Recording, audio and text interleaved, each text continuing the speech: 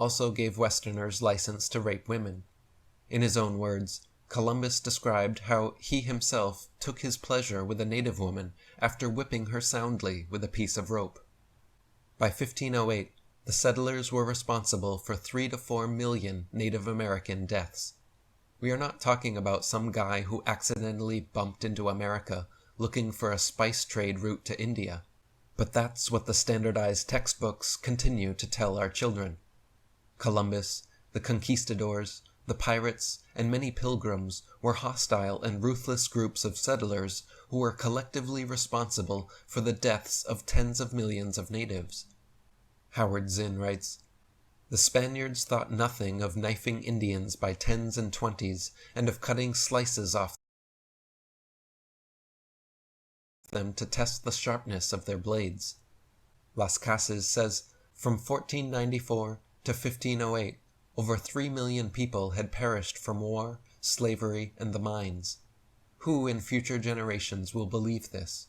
I myself, writing it as a knowledgeable eyewitness, can hardly believe it. Bartolomé de las Casas was a Catholic priest who witnessed the atrocities being committed in the name of God and wrote prolifically denouncing his fellow countrymen. Bartolomé de las Casas sailed to the New World in 1502 and recorded many of the things he saw in his book, The Devastation of the Indies.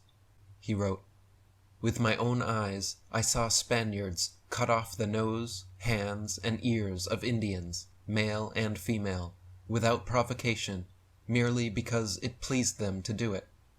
Likewise, I saw how they summoned the chief rulers to come, assuring them safety, and when they peacefully came, they were taken captive and burned. The Spaniards took babies from their mothers' breasts, grabbing them by the feet and smashing their heads against rocks. They built a long gibbet, low enough for the toes to touch the ground and prevent strangling, and hanged 13 at a time in honor of Christ our Savior and the 12 apostles.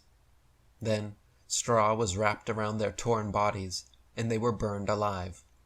When the Spaniards had collected a great deal of gold from the Indians, they shut them up in 3 big houses, crowding in as many as they could, then set fire to the houses, burning alive all that were in them.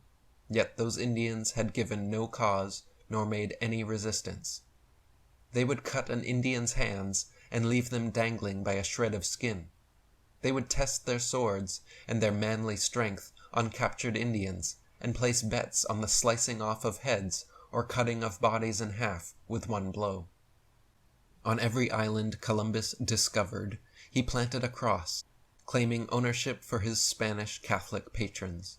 He read declarations of God-given rights to the natives' land in a language they couldn't understand, saying, "I certify to you that with the help of God we shall powerfully enter into your country and shall make war against you, and shall subject you to the yoke and obedience of the Church, and shall do you all mischief that we can, as to vassals who do not obey and refuse to receive their lord and resist and contradict him."